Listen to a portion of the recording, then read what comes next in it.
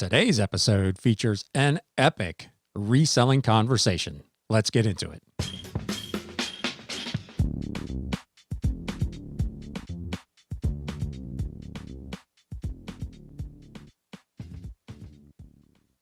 What is up, Galaxians? Welcome to another episode of the Galaxy CDs, Rocks, and Flips Reseller Talk podcast. My name is Ryan, and as always, I will be your host. This is a no-nonsense episode. I don't have any reselling news. I don't have any what's sold. I got nothing but an absolutely terrific interview that we're going to get into right now.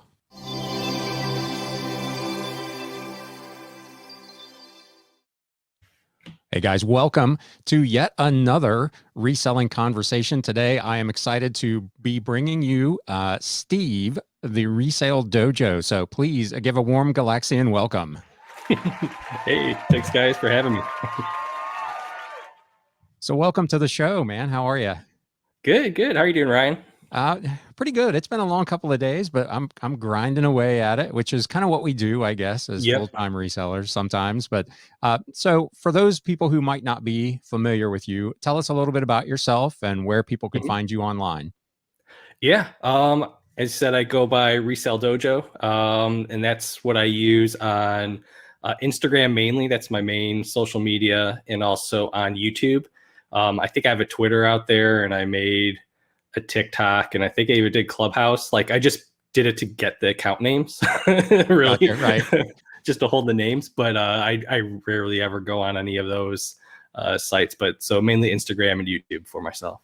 Yeah, I'm team Android, so I'm out on the Clubhouse program right now. I feel like, the redheaded stepchild or whatever, but yeah, I see a lot of people talking about it like it's this great platform. So I'm anxious to see if they roll it out to Android users or if I make the switch and go team Apple again. I did that for a while, but so let's talk a little bit about your journey to becoming a reseller. What was your kind of work background? What did you do before this? And kind of walk us through the transition that you went through to get to where you are today. Yeah. Before I became a reseller, well, I guess I'll start from the beginning. So I went to college for psychology, determined I didn't want to do like clinical, anything like that. And I didn't want to go all the way to PhD. So I pivoted and went towards more of like an organizational psychology degree. Came out of college, and it was during one of the big downturns. It was the bubble of 2001, right? Okay. So like all the tech companies were laying people off, like Lucent, like all these companies that were big back then are gone, right, gone now. And so I was fortunate enough, I was able to get my foot in the door with a big corporation back in Chicago, which is where I'm originally from.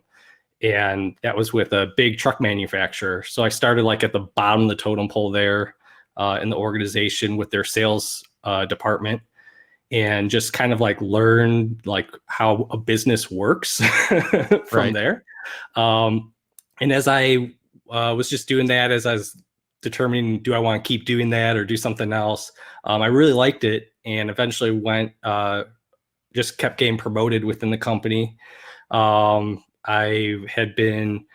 worked my way up from that sales like assistant through customer service, through project management, through product management, through strategic pricing, all through that organization over 12 years. Right.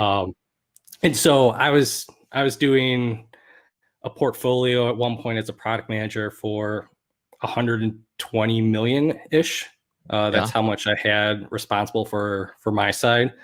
And as a product manager, you work with vendors, you secure product, you determine what other product your company needs, whether for myself, it was for maintaining a vehicle, servicing vehicles, or servicing like our competitor vehicles as well, because I was responsible for that as well.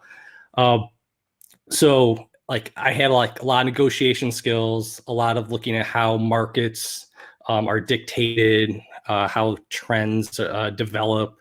I worked really closely as with my pricing managers at that time, set all the pricing strategies, and that which then led me into a strategic pricing role because I liked that part even more.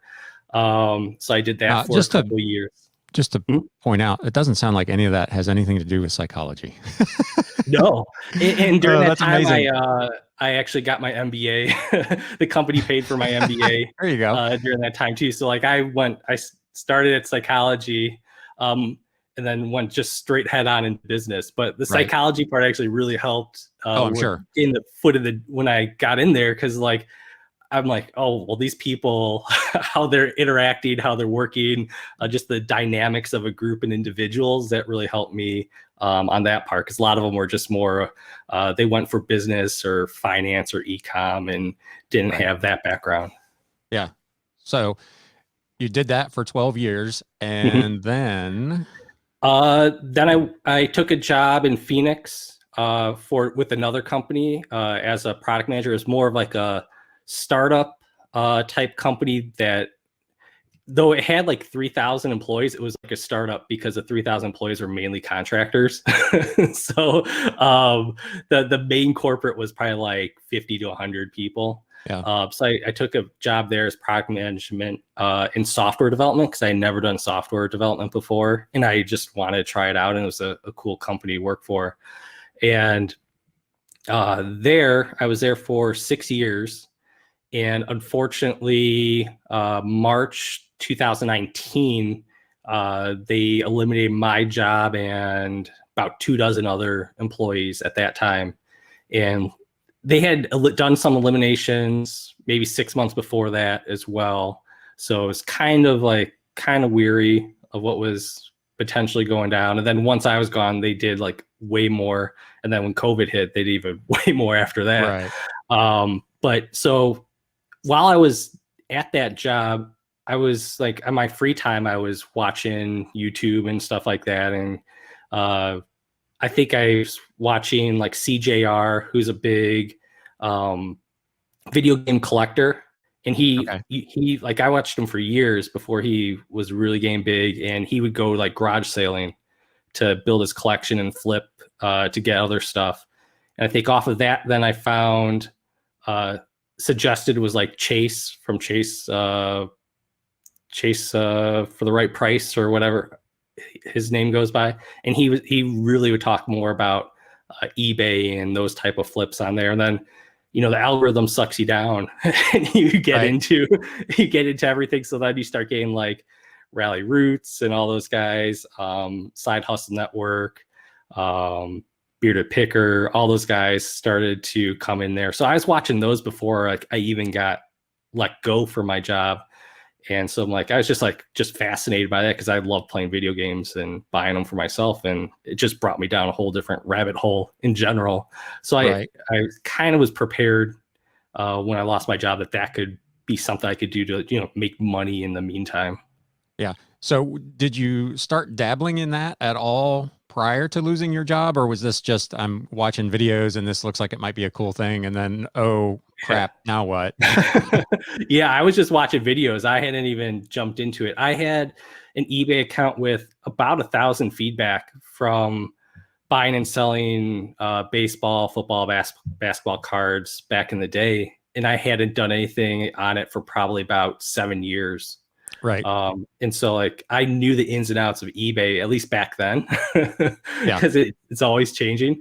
So I'm like, I knew I could jump into it because I had shipped plenty of stuff out and, handle customer service and all that type of stuff and know how to at least manage the basics. So I was ready for it. And like, it was actually kind of interesting that when I got laid off, I'm like, it was kind of like a relief. I'm like, oh, I could do this now and try it out. Because I'm like, I was just like holding back. I'm like, I'm too busy. I'm never going to do it. But then once I got laid off and I was looking for new jobs and stuff, and in between, sending out resumes and meeting with people and looking for the right one, I was just hitting thrift stores for about 6 months until I decided, I'm going to go full time and do this, because I was like slowly building up my store and just enjoying just how it worked and taking all the experience that I had previously and, putting out like a smaller scale with my store. Right. So how did those learning experiences on a big corporate, kind of project management, brand management job Mhm. help you as you grew into reselling? Yeah. Well, I think it really helped because as a product manager, you see every single aspect of the company. You're responsible for everything, but you have no one reporting to you. It's like the weirdest job out there, right? Yeah, You have to make everyone go in one direction sure. to get your product out there, sell it, source it, all that type of stuff, ship it. So like I saw everything that was going on there. Uh, and so that really helped me just like understand like the different components of it. And I think it helped me more like just like look at them in those like different components of like, okay, this one I need to do XYZ. This area I need to do these three things. Just for, sourcing. I was like, it really helped me like divide down like sourcing, like, okay, well, I used to work with buyers all the time and work with vendors, but what are going to be my key vendors here, which are thrift stores, garage sales, estate sales, like that type of stuff. So I was like identifying the key strategic areas I needed to go into to help build it up. So when you got started, was it video games that was kind of your first product Mhm. category, or where did you start, and then where did it develop from there? Yeah, it's funny because when I went in, like the first store I went into, I think it was the day I got the news I got laid off, and they talked to me and stuff. And the right first when I got there in the morning, and they're like, you could take the rest of the day off and just relax, don't worry about it, because they gave me like 2 weeks. I was like one of the only people, or 3 weeks. I was the only person at that building because I knew so much stuff that they needed me to download it out of my Right. They brain for couldn't them. just get rid of you. Yeah, so they're like, take a day off and you have 3 more weeks here. But everyone else, they just walked out the door. Right. Did you work the 3 weeks, or were you like, Yeah, I still worked it. Oh, did you? like half days. I'm like, what are you gonna You do would to me? definitely be on a much more flexible schedule at that point, Yeah, wouldn't you? I'm like, I'll meet with you. We'll go over everything, and if you need me, just give me a call. I'm going home for Wow. the rest of the day. So Um, how was that? Essentially training your own replacement or replacements in that case. yeah, it was it's odd. Yeah. But the thing is, like, the people are like my friends. Like they were like I worked with them for so long. Uh, and I knew that I was really close with them, and none of them were like the ones that made the decisions. Sure. So I'm not gonna hold anything against them. Like I want them to succeed because like if my job could go away, what's gonna happen to someone else on there as well? So like I was meeting with like the vice presidents and different directors just to like offload as much stuff to be like, Yeah. hey, like one person is not going to be able to backfill this part time. So Right. here is like everything you need to know, and just let's set like all these meetings up to help you understand whatever you don't understand right now. Yeah. Um, Man, you're a hell of a human being. A lot of folks would not have gone to that level of effort to ensure a nice transition. So kudos yeah. to you. Oh, thank you. Yeah. Well, it's like like I want to treat them like how they would treat me. Like as I said, they're my friends and stuff like that. So and coworkers I worked for with years. So we've been in the, you know, been through a lot just Yeah. getting product developed and stuff like that. So it's like not gonna just like drop it on them. And also like as you're looking for a new job, you want like references as Yeah. well when it comes to it. So you don't burn those bridges, even though you felt like you got burnt. Yeah. You don't want to burn those bridges back at them. Yeah. So you went in Mhm. on that day and you found games, or what was the kind of the eureka moment about, okay, here's something I can Yeah, do? I went in there. It was the first time I was in a thrift store, and I don't know how long. It was a long time, And it was just not the one of the Goodwills I drove by every day, like back and forth to work. As I'm watching these videos, I'm like driving by the same Goodwill. I'm like, I should really go in there. I should go in there. And then like now I have a reason to. Yeah. Let's see if this could work. So I drove in there, and went in. I'm like, I'm only looking at video games, and I was just like overwhelmed looking at just the store in general, because there's so much stuff. Like, where is everything? And I went to the video game section, which is just, intermixed with every other piece of media. Right. Most of them aren't good enough to put it all on one shelf for you in one section. So I went through, and I was fortunate. I found 2 games, and each of them was able to buy them for like $3 and resell them for like 20. And I was like, wow, I actually found something in here.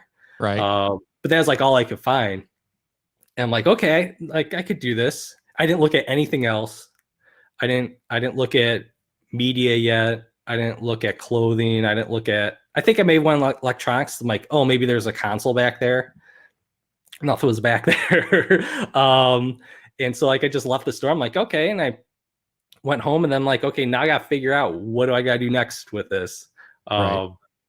Because like I never like remove stickers, anything like that. So it's like, YouTubing everything else, the next steps. And I'm like, okay, now I gotta get bubble mailers in case I sell it. Make sure my printer was ready. So I was slowly, like that day, like made me like realize, okay, I could do this. But I just needed to like refresh myself on like what the next steps were going forward. Right. And I think a lot of people, when they jump in, they don't take that time to think about, okay, I'm going to have some bubble mailers. I got a friend that kind of got into this, and she called me like right away. Oh my God, I sold something. Now what do I do? Yeah. I'm like, if you need some bubble mailers or something, come on over. I'll hook you up. But yeah, you've got to be a little bit more forward thinking. And I think that's where someone like you, and like in my case, I'd worked in retail for 30 plus years. So you've got that experience of looking at a bigger picture and being able to kind of lay out, okay, it's step A, step B, step C, and what do I need to execute all those things? So as you went through that process and kind of laid out your strategic areas for sourcing, how did you walk yourself through that process? What were the ones you identified as being best and not quite so good, and expanded beyond the, I'm just going to look at games? Yeah. So, as I started to go hit like more stores and like just try to figure out, like, I just went Google Maps and put in thrift stores. And then Do you I'm have like, a lot of thrift stores in your area? yeah, fortunately here, Yeah. and I'm in Phoenix. And there's a ton, like, especially for me in my area. I do a route, twice a week, that usually like 2 or 3 times, depends on how I want to do it. That has like 8 or 9 stores just in it that I'll hit a route on. But there's like so many, like Goodwill, Arizona has a ton. There's a ton of Savers. We have Deseret Industries here.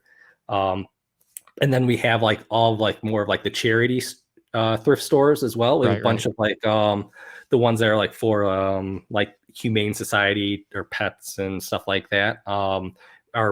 We have what's here in Phoenix. One of the towns is Sun City, which is like a big retirement community. So they have like this one area where there's like probably 6 or 7 thrift stores just like in like a little shopping mall area, which is what I was one of the first places I was hitting, because I saw like how many were in one spot. Right. And like I tried that out.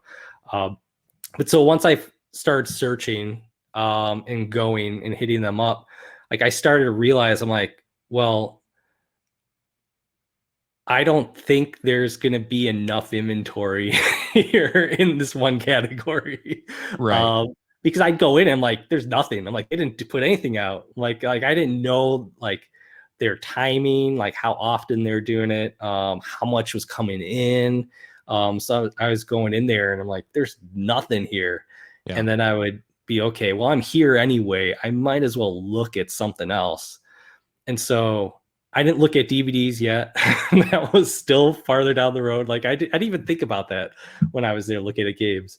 I would go electronics, see if there's any like anything that like I like knew right? Like webcams, consoles, Walkmans, like that type of stuff that was there. Um, Eventually, like I still wasn't finding as much stuff as I was wanting, and I was like, okay, I'm gonna dabble in clothing. So I did clothing for a while. Uh, Are you still doing clothing? I pick up like I'm really selective. Like I'll Right. only pick up stuff like I'll only go through the clothing aisle like if I'm there waiting for more stuff to be rolled out.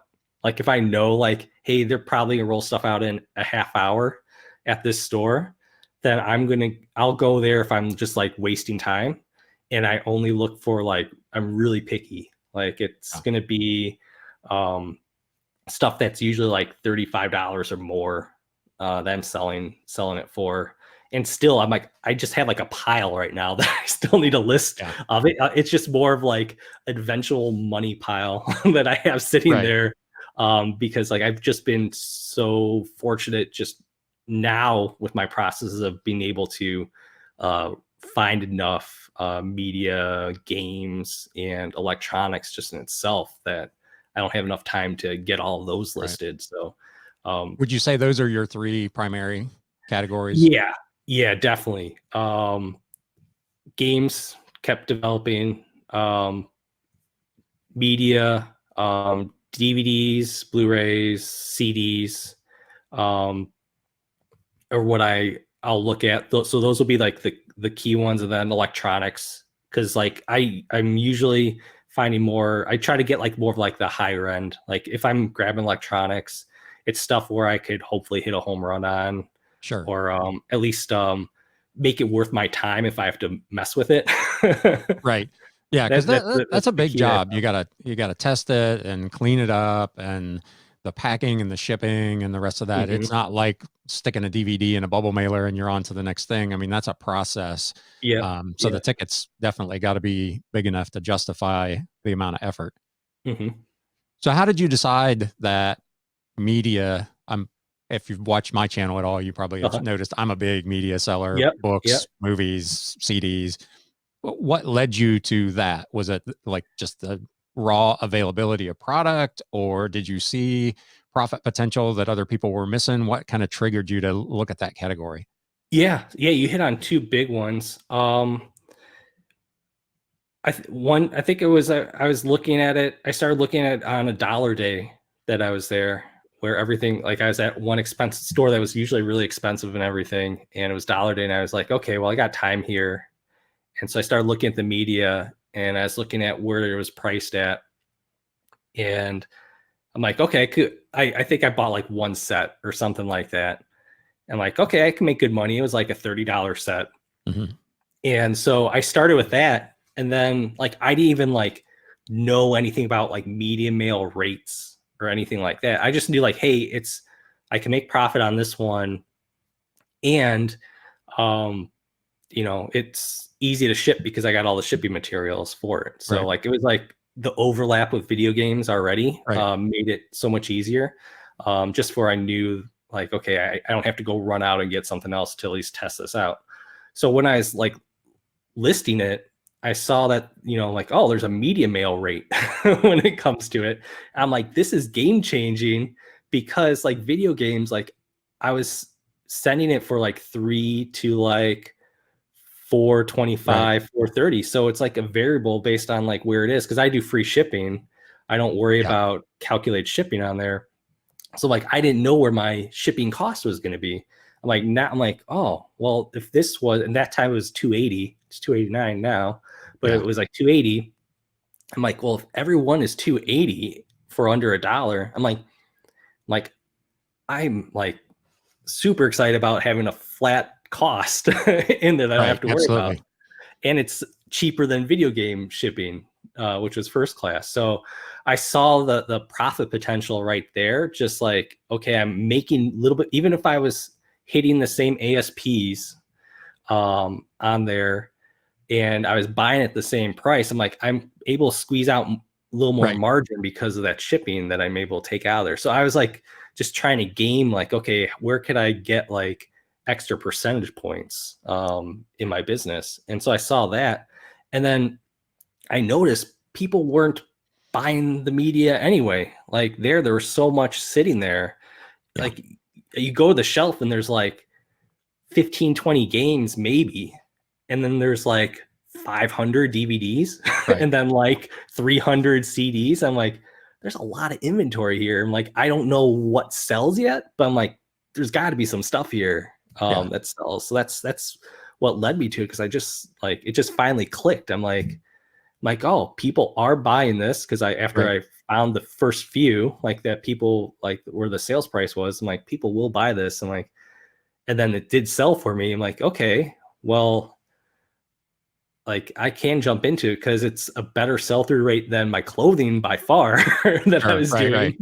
And it's a lot easier to source because you could see everything right there. I don't have to like skim um through the racks and stuff like that. Like with clothing, I don't have to look for through labels and everything. Like I see just everything labeled right there. So like eventually, like I'm like, this is just operationally, if I want to hit more stores and potential inventory, like if I go media, it was going to allow me to greatly increase the amount of product and profit potential I was going to be able to do. Right. Do you have a kind of a average selling price that you try to hit with media? You won't mess with it if it's below X amount retail. Yeah, I'm right now. I play around. If I could sell it for 11.95 is where I'm at, and I'm like I was at I think $10 originally on there, and I'm just like slowly bringing it up because I'm like just being more picky. Because I'm like, do I want to like if I find that one that's 10, like do I want to worry about cleaning it, like all that type of stuff, like removing labels, taking pictures, listing, like um and especially if I already had enough inventory sitting there, I wasn't going to worry about. But if it's like a $12 one and it's got a good sell through rate, like not just only 100%, but like because you can have like one sold and one listed, and you're like, oh, 100%. But if Right. it's Right. 50 sold, 50 listed, then like okay, it's selling 50 times in 90 days. So Right. I'm like, okay, I could probably sell that in like 3 days if I list that.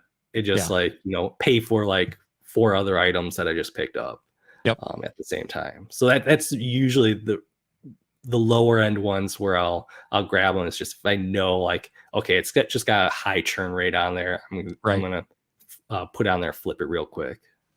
So walk me through your sourcing process. So you walk into a thrift store or an estate sale, whatever it happens to be, and you see a wall full of media. How do you approach it? What do you look at, and how do you scan every item, or what's kind of walk us through what you do? Yeah. So especially now, since I've been doing it for 2 years now, I'm like right at 2 years. Media has been more, probably about a year and a half. But originally when I went in, I would just anything that looked like maybe it could make me money, I scanned it. I scanned so much to Yeah. start, like because you don't know what you don't know. So I was scanning so much. But now, if I go in there and I see like the wall of DVDs or in media, first I'll look at games because I want to grab that first, just because most likely someone else coming in that section is going to look for games. So Sure. if there's something sitting there, I want to grab it before they do. Um, and there's always really good chance to find a real high price one there as well. But I just always do that because I know more competition is going to be coming in, looking at that one first. So I'll do that. I will our sections. Some of them are good, some of them are bad about putting sets in one area. So I'll Right. look for sets first. That's sitting out there, especially the ones I know that have like a shelf or two, where they try to put all the sets. So I'll go through there, and then at this point, it's just I just go rack by rack. I'm not scanning everything, but I'm just looking through them and seeing if anything stands out. Right, I'm not gonna buy anything that was like a blockbuster hit. Right. That probably a third of the households either have seen already or have already Yeah. themselves. Ones that like I know I see on Netflix when I'm scrolling through there. I'm not going to be looking at any of those. Just a lot of it's just like oddball ones, specific categories that I know that are good money makers for me. Like if I see something that just like jumps out that's different, I will always scan it just to double check to see if it's worthwhile or not. Yeah, that's something I've talked about, I don't know how many times on my channel, is if you've never heard of it, it's one to check out, because those are the ones that are in demand. I told this story a few episodes ago when I had my record store. Somebody wanted to sell me a copy of Michael Jackson's Thriller on vinyl. And I'm like, he's like, this is the best selling album of all time. It should be worth a lot of money. And I'm like, no, actually, because it's the best selling album of all time, it's essentially worthless, because like you say, everybody's already got it or has access to one.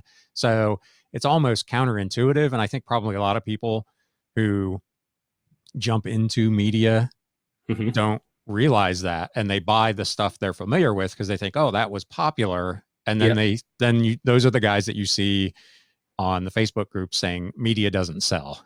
Yep.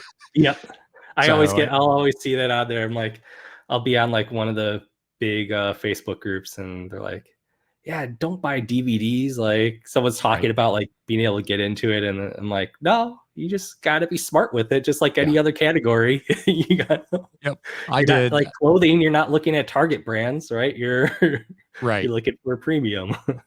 I did. And I talk about it pretty much every episode. I did that bulk buy of the 8,000 CDs, and the reaction was, nobody buys CDs. Who's buying CDs? That's a waste of time and effort. And I've made a killing on that. So like you say, it's a matter of knowing what the right targets are, and then going after those, and not spending a bunch of time with a bunch of stuff that's not worthwhile for anybody. Yeah. And it's being comfortable with those targets on there as well. Right. Like you can easily grind out $8 DVD CDs all day long, right? If you have your processes down and you got your buy costs super low, like I would do it if I, was getting them for virtually nothing. Right. And that's where I had them in a bulk buy. Like I would do that all day long if I had that. But if I'm searching for them like out in the wild, then, I'd put it a little bit higher of what I'm looking for at that time. Have you done any like big bulk buys where you walked into an estate sale and said, well, what would you take for the whole wall of whatever it happens to be? No, I haven't yet. I'm tempted to buy a pallet from Katie's store of sets, DVD sets. I think you get a pallet of like, I think it's like 900 to 1,200 sets or something like that for, I think it's like 600 plus shipping, whatever it is. I'm like, oh, well, it'll come out to about $1 a set. I'm like, first it'd be just fun to test it out to see if it would work, like just to test out, like, okay, how could I move these? Can I put all my strategies that I've worked over the years to use on it?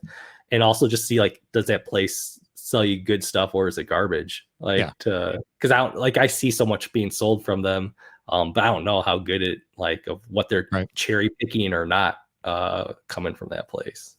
Yeah. So be good review on top of it. Right. So what's your physical setup? Are you doing this from home? Do you have a warehouse, a storefront that you could accommodate if you got a whole pallet of merchandise in? Yeah, if I'm doing this from home, I have a good amount of space here. Like if I was going to do a pallet, I have plenty. Like we don't use our garage for our cars, so I have a gym in there, and I have like a whole other half of the garage that could, accommodate a pallet for at least sorting through it and stuff. I don't want to keep any media out there just because I am in Phoenix and it gets to 120 in the summers. So I'm like, I'm not going to keep anything in my garage. So if I do get that much, I would probably, I'd be able to accommodate a pallet.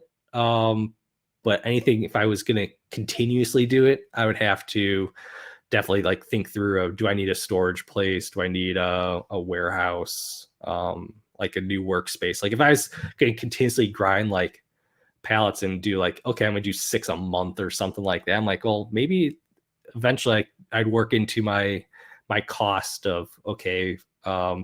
I'm gonna be able to pay for just a place to be able to receive the product and, you know, go through all the product and process it and stuff. But I don't know if I want to do that much. Right. Right. but I keep thinking about something like that down the road. So that's why I want to test out at least one of them just to Sure. see like different sources, which ones could eventually work well. Yeah. It's like I have no clue. Like I was looking up like seeing if I could find reviews of it and stuff, and I don't see anything like from anyone on it. Yeah. How big is your eBay store?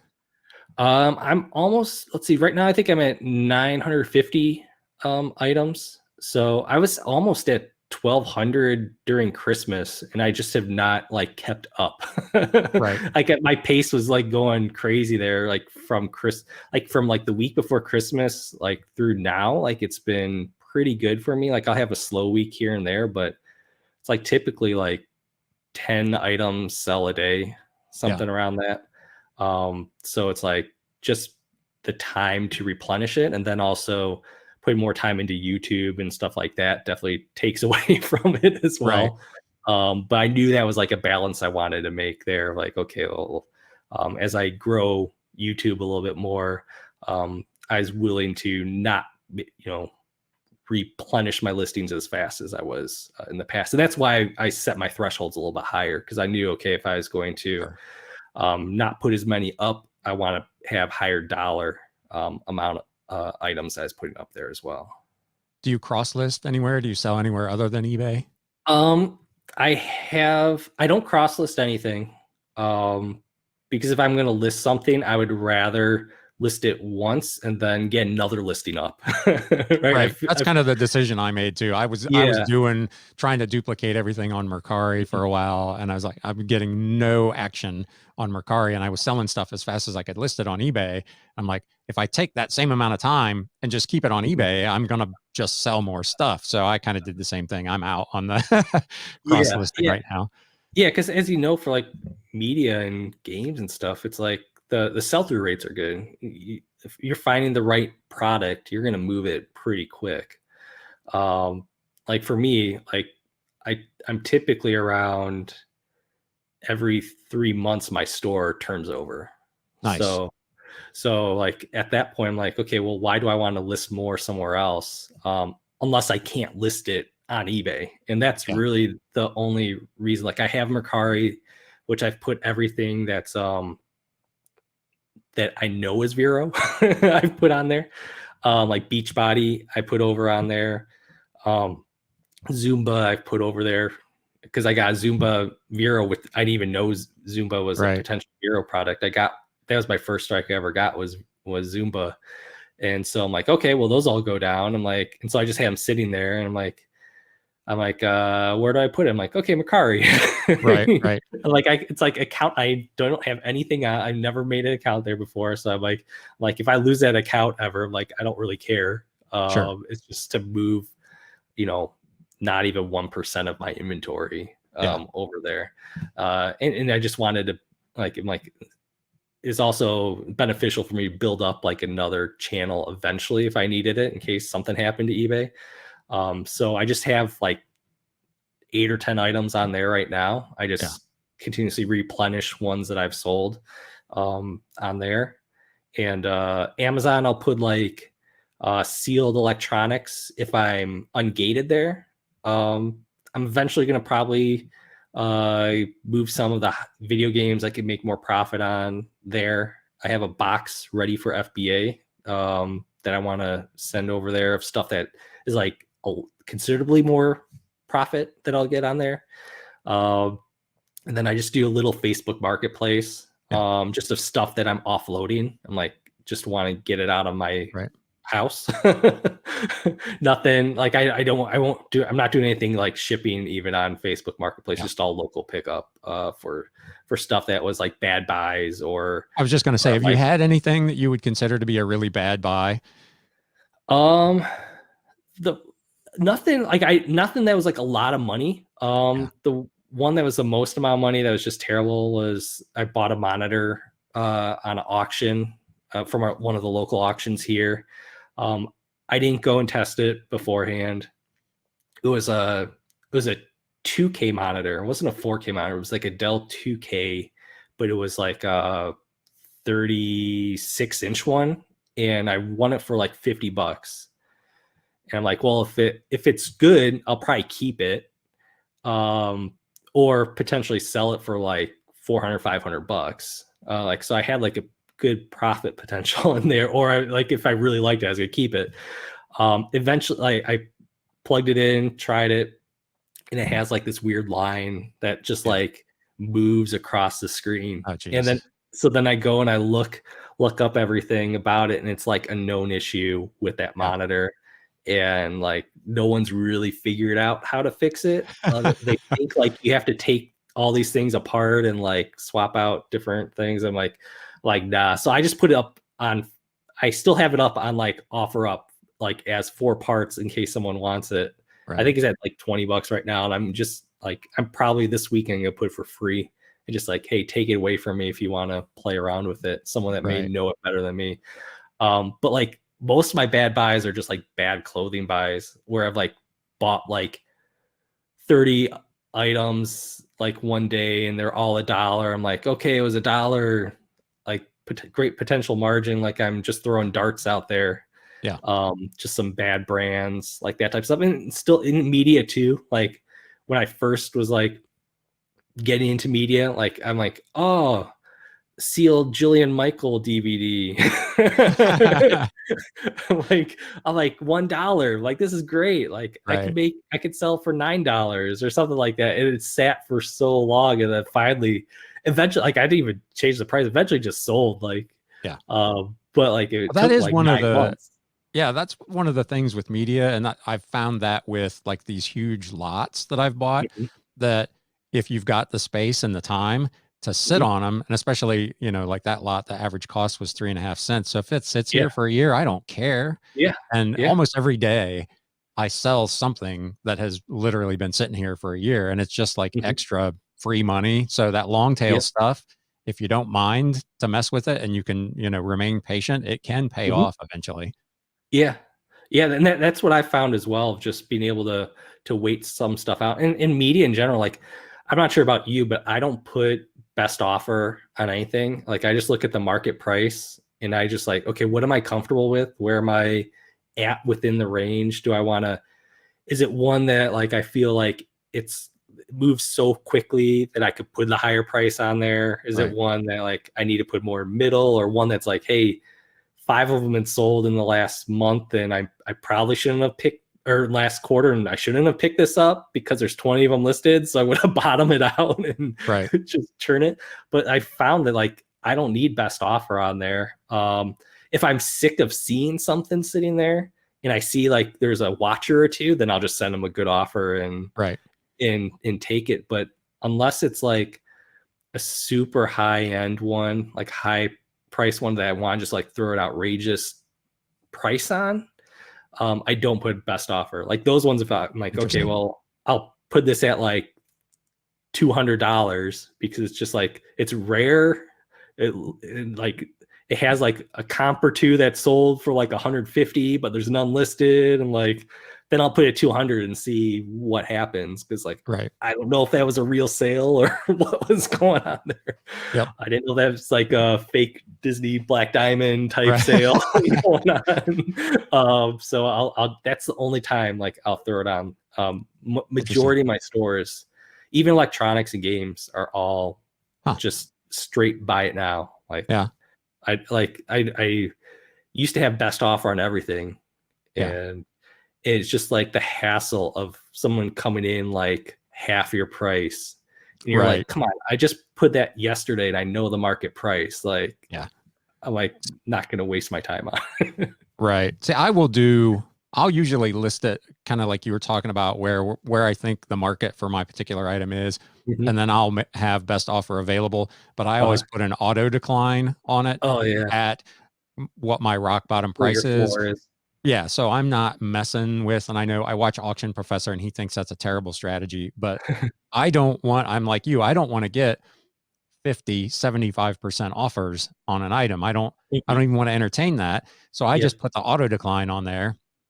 And, sometimes you see them, you open it up and it says, that, buyer has one offer left. And that guy was trying to lowball you, but you finally got to your number and I'll go ahead and sell it. So, but that's Mhm. interesting that's worked for you. Yeah, it's especially because like it was not this Christmas, but the Christmas before that fourth quarter, that's when I really got deep into media and I was finally figuring out my sourcing strategies and stuff was just like flying off. And I'm like, I don't need best offer. I'm like, Yeah. it was probably, my theory was probably a little bit off because it was fourth quarter as well. And so stuff moves generally and you're not able to keep Right. up with price increases at that time because prices will be going up as people are just buying people out. You're able to demand a little more. So like I saw, like I was able to churn it. And I'm like this is nice, not needing to worry about best offer. And I'm like, it was like one extra piece of my process that I just wanted to take out Yeah. of not having to worry about that. And I'm like, as long as I feel like I'm strong enough with where I price it, in my strategies, and just like I'm willing to hold to that strategy, I felt like I didn't need it, unless like the item just kind of demanded it. Right. So you mentioned a few minutes ago, trying to get a little bit of balance between the reselling piece Mhm. and doing YouTube. So let's shift gears a little bit and talk about what you're doing on YouTube, because you've got what I feel like is a fairly unique channel, because you do Mhm. the kind of standard reselling, what's sold and the hauls and whatever, but you do a lot of really kind of educational and Yep. how-to content. So let's talk a little bit about how you came up with kind of that strategy and how that's working for you. Yeah. I just kind of gravitated towards what I liked watching and also what I felt helped me out when I started, right? Because when you're out there and you're watching a lot, there's a lot of awesome channels, but a lot of it will be um, just someone going through something, like going through a store, and I'm like, I can't. First, I didn't have enough time to watch all that, and I just really wanted to get to like, hey, what worked for you? What did you Right. find? Just give me the bolos real quick on there. Um, and so like I was just wanting something that would help me learn different categories quicker. And I still even watch those videos today. Like I'll still watch them, but like I just knew like for myself, like I wasn't for myself to make a video. I probably wasn't going to be excited making, at least going through a walkthrough of a store. Um, I will put out videos where I'm showing once I came out of the store of what I had, just because I want to give you like, here's like 5 items, like look out for these type of a Sure. deal. But I knew I wasn't going to do that like for my full channel. And also like for me, like here, I didn't want like all my competition to see what I was Right. doing as well. Because there's like here, there's a ton of competition in Phoenix. So like I'll go to a store like yesterday, the last store I was at, almost all the stores I was at, um, there was probably about like a dozen of us waiting for carts to roll out. Yeah. Like in just one section, not even counting like the people that were like in the clothing section. So it's like I'm like, okay, well, I don't want them to know all my tricks.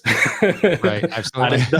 I'm like, but like there's certain ones I probably will eventually bring on and do like interviews like there, because there's so many awesome characters and Oh, friends sure. I've met like at the stores. Like we all like we'll see each other probably like 3 times a day Yeah. from many different places. So it'd be good to like just talk to them because I've already shared enough knowledge with them when it comes to it. But there's other ones I don't want to give all my secrets to. But I knew I wanted to make something that would show at least like items that are coming out of the store, just to help people that are seeing those. But the main thing I want to do is just like teach, like and really educate, just how to do something, because really like for when you're starting, you don't know where to start. And if I can help you learn like something in like 5 to 8 to 10 minutes, Hmm. then like that'll probably be more valuable than me walking through the whole store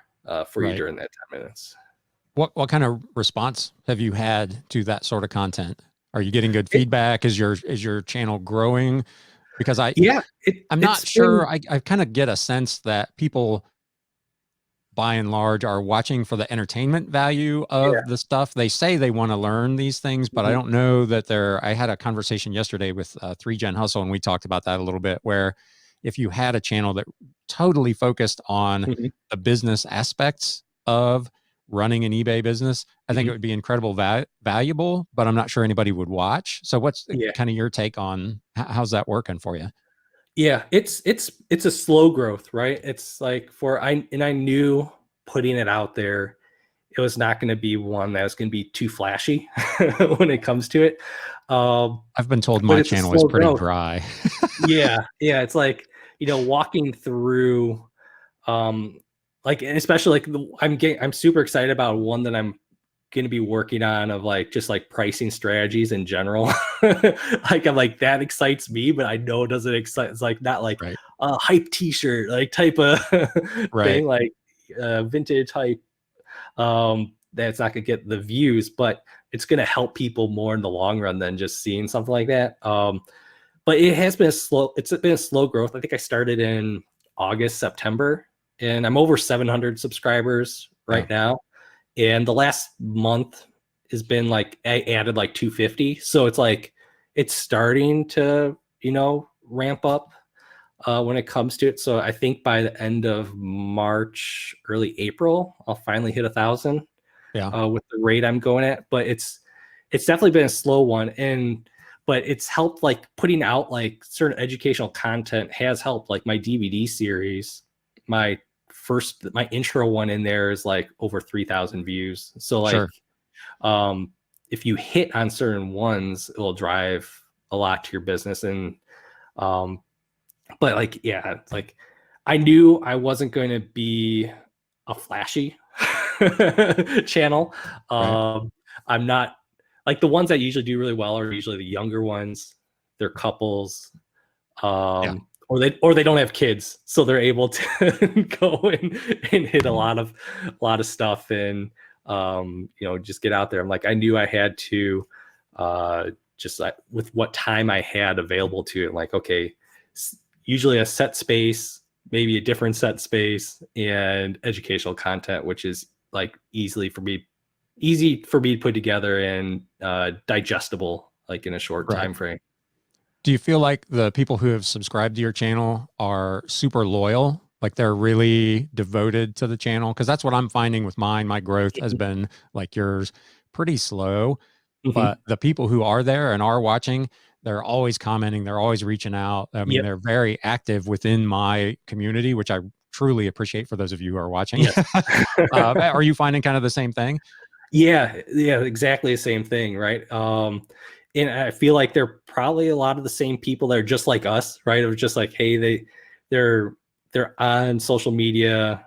They may have started a channel or thought about it, or they're thinking about getting into thrifting or reselling.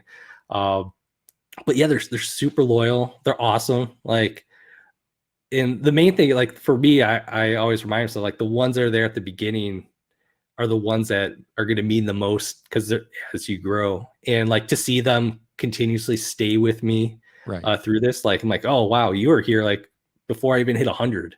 Yeah. Yep. I've Right, got so it's like, I talk about my OG 28 because I was stuck on yeah, 28 subscribers for what felt like an eternity.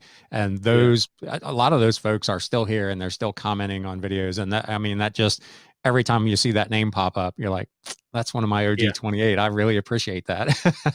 yeah. And those are the ones I'll get back to right away. Yeah. And those, the first ones are the ones that I'm talking to probably more on Instagram than anyone else, right? Like, they're the ones, you got that close bond to, um, on there as well. And really, a lot of that was why I started, because like for me, like, it's such, well, for all of us, it's such like an isolated Yeah. business and job. And so like you just kind of want to reach out to the community. So start on Instagram. Like, I knew I wanted to make a YouTube eventually, just to share stuff and to keep learning, because I feel like if I make a video on something, I'm going to learn it even more because I Oh don't yeah. want to sound stupid. Even though I may sound stupid, I don't want to sound stupid or too stupid. But you definitely learn so much more by just doing it, just like Yeah. diving in. So like that's it's like it helps me make my business stronger, and it helps other people make their business stronger. So like it's fun to do, and Yeah. you feel that value that you get out of it from doing it. Do you have goals for your channel beyond, the obvious being helpful and building that community? Do you have kind of thoughts about monetary goals and, subscriber counts on any of that kind of stuff? Or is this legitimately just a passion project? The only goal I have right now is I set it, I think in December. I was like, hey, I want to hit 1,000 by July 1st. And it was like when I wasn't moving very fast. I was like under 300, I think at that time, maybe 250 or something. I'm like I'm gonna set a goal. I'm gonna hit 1,000 by then. And at that point, I was like, okay, I'll do 10 to 12 videos a month is how I'll start churning them out. And I think I'm probably gonna do 8 to 10 a month. The way it is, like 2 to 3 a week feels right for Yeah. me. It just depends on like how much I could think of and or want to do with some of them, because I don't want to repeat stuff too much. Uh, so like my main goal is just like hit the 1,000, and then hit the monetary at least turn on. Right. Um, I just found out like once you hit 1,000 is when you could finally do like polls and stuff like that Right.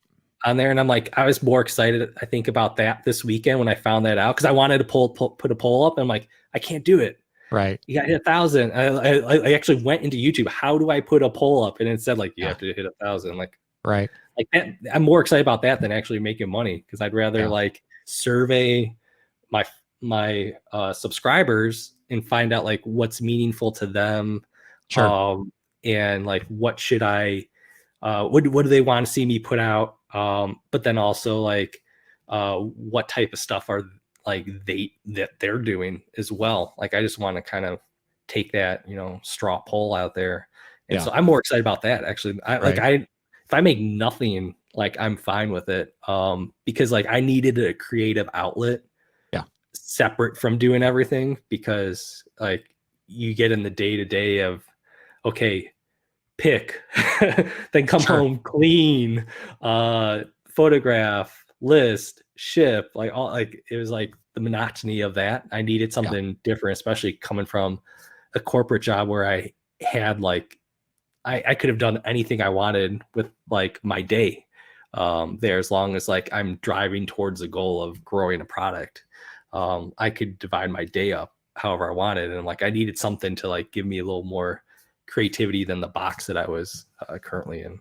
Right. Because this can become, like we talked about offline, it can turn into a bit of a grind. And if you don't have something to give you that sense of community and to kind of break up the day, it can become really mentally taxing, because it's already, like you said, it's so solitary to begin with. If you're not doing it with family or a partner or whatever, Yeah. that it can really wear you out.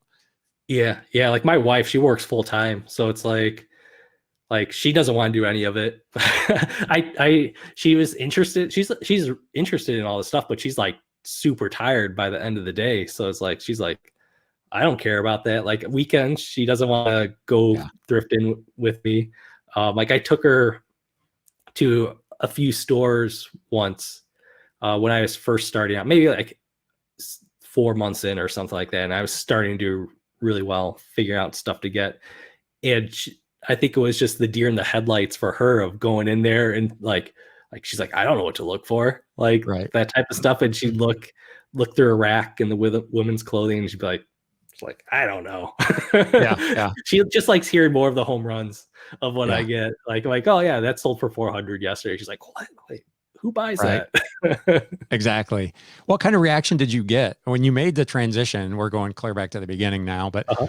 when you left your corporate environment, did you Mhm. tell people there that, I'm thinking about doing reselling? And what, if you did, what was the response that you got?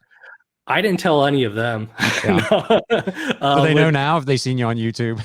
Um, They know because like my LinkedIn, like I made an LLC, and so I put like founder owner of my LLC on there because I'm all linked to them on there, and so that a lot of them reached out like, "Hey, what are you doing? Right. What's your business?" So I went through it, and they're like, "That's awesome. Let me if I." Like one of them is actually gave me a lead I gotta follow up on just recently of like a distributor that he used to work with in his previous life. So I'm like, oh, let me see if there's anything that they have that I could get an agreement with on them. But like, they're all supportive, especially because like a lot more of them had lost jobs than after as well. So they're like in the same boat of like, hey, like, do I want to work? Who do I want to work for? Right.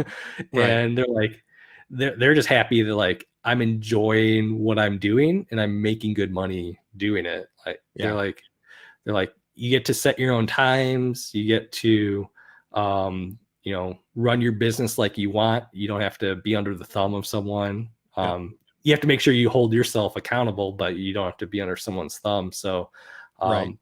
like I've for talked me, it about was a that good quite a bit. There's a yeah. lot of self-discipline required to do this, and a lot of Mhm. people, they need that structure that a traditional kind of 9 to 5 job provides. So it's not for everybody, but you're right. You do have a ton of flexibility if you can control your your more terrible urges to goof off. Yeah, yeah. The nice thing about this job for me is like I love watching TV, but I know I could list while I'm watching TV. There you So go. like I'm like after a normal 9 to 5, I would probably just be sitting on the couch watching TV and be lazy. But I'm actually doing more work now because I'm listing like for those couple hours while watching a basketball game or something Right. than I would have been doing during that time during the day. But yeah, it's you definitely have to hold yourself accountable, and that's the hardest part I think of it is you can just be doing nothing. You could have a whole Yeah. day of just like complete waste. Be like, Yep. where did it go? Right. Right.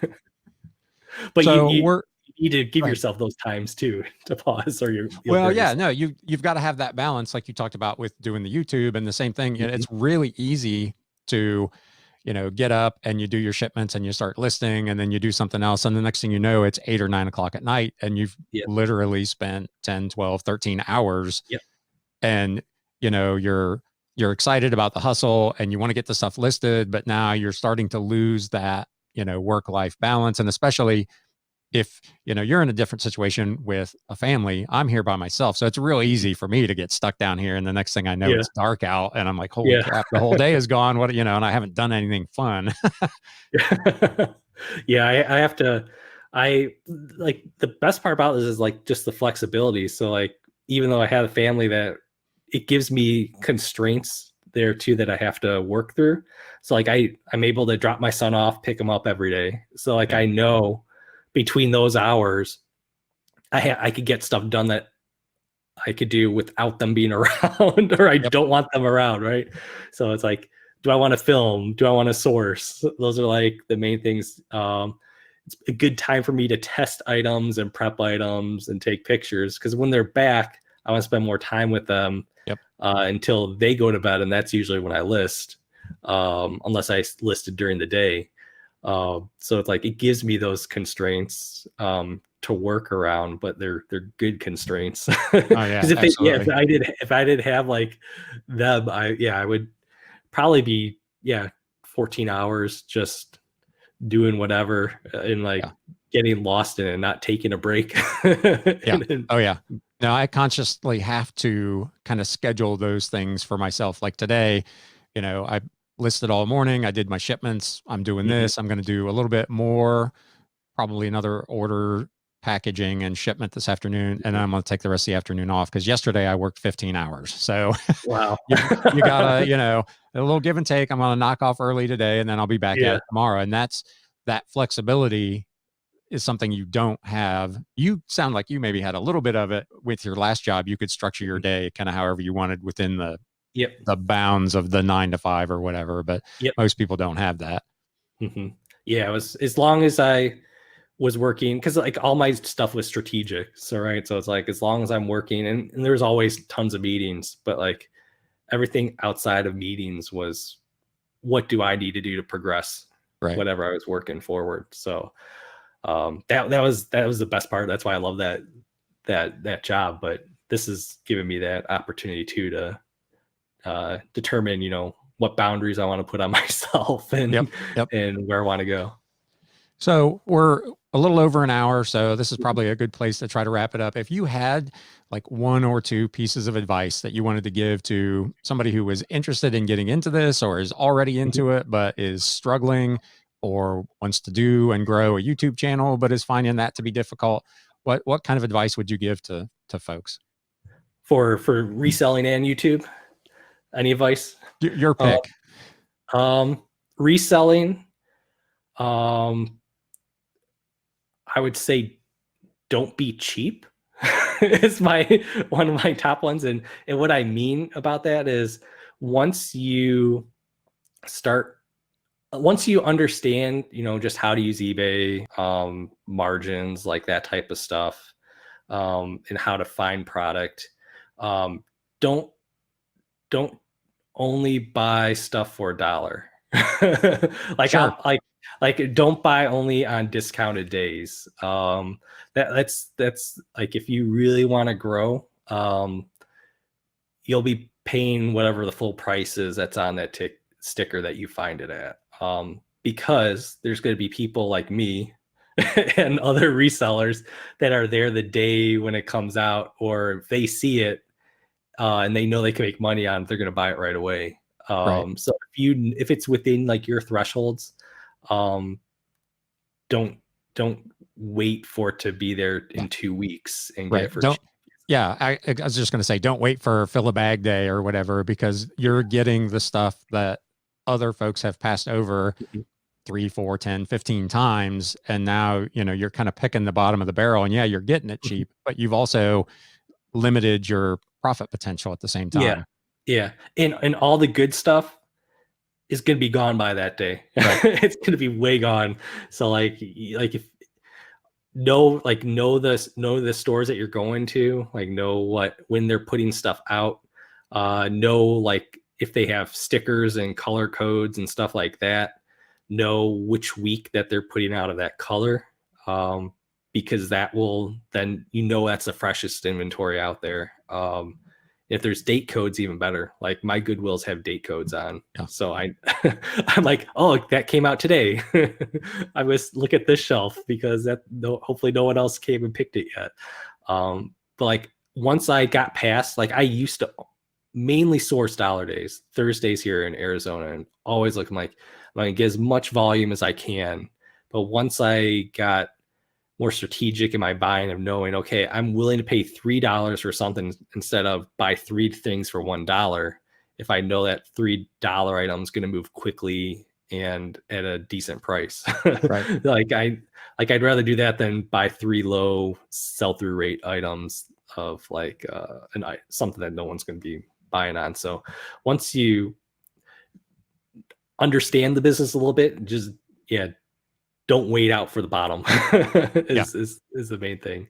At least that's always what I tell people when they're out thrifting and they're like, oh, it's too much. I'm like, well, how much could you have got for it? Right. And they're like, I could got 60. And I'm like, you're not willing to pay 10? Like you're waiting for half price day? I'm like, buy it now. Yeah. Like 10 into 60 is a really good business model. Like if you can do that absolutely. In a month, I'm like, that is a really good business model. Don't wait for 5. Like, so that's like the thing. I'm like, just don't be cheap. Yep. It's an investment. As long as everything lines up in your thresholds, then pull the trigger on it. Yep. Absolutely.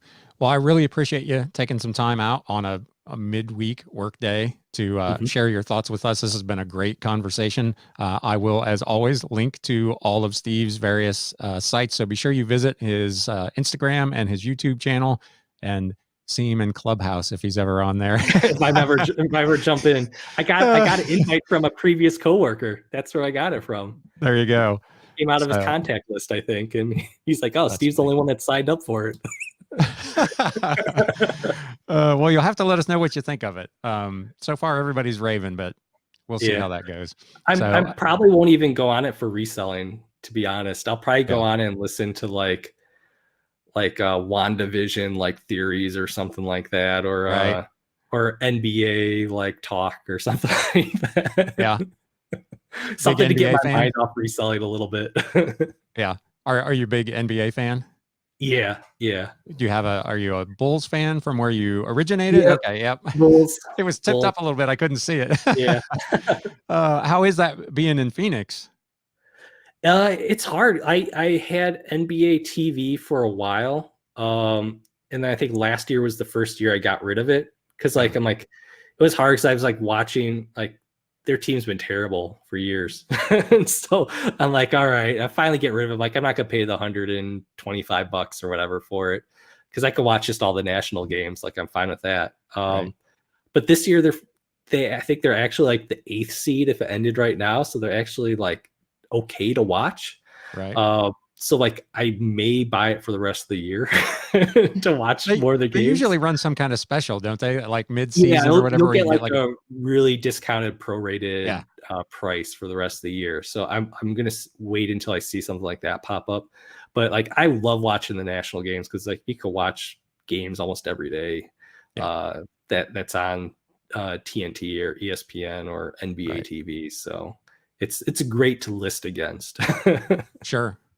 We're way off the beaten path here, but what were your thoughts on the bubble last year and how they handled the whole COVID situation and managed to pull off their season? And what did you think about that?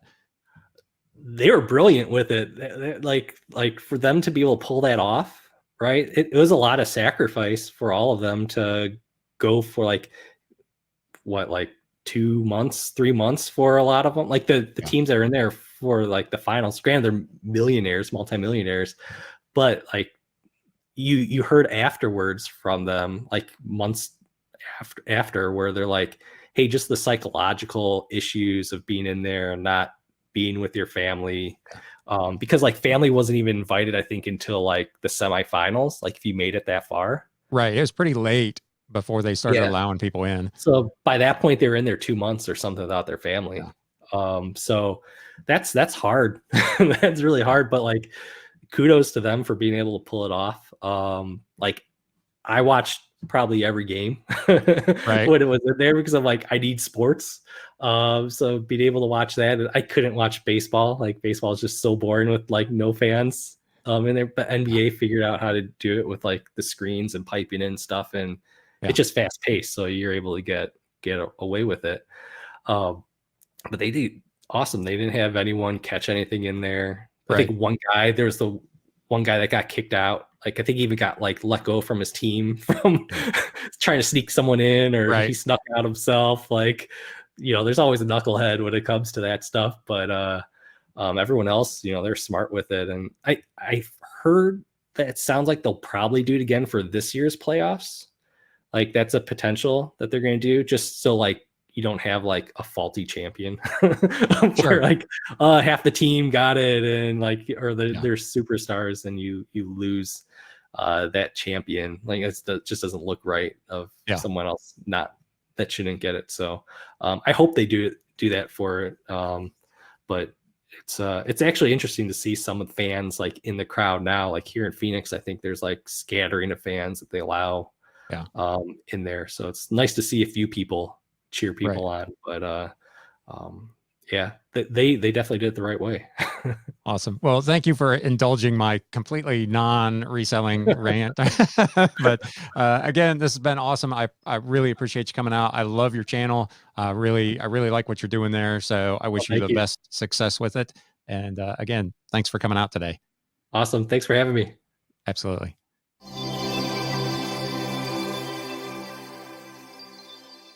All right, guys. So I hope you enjoyed that as much as he and I did. I had a great time chatting with Steve. I hope you'll go and check out his channel. He has some really, really terrific tutorials and some lessons, and it's a really, really good channel. So head on over there. There are links in the video description and the show notes below.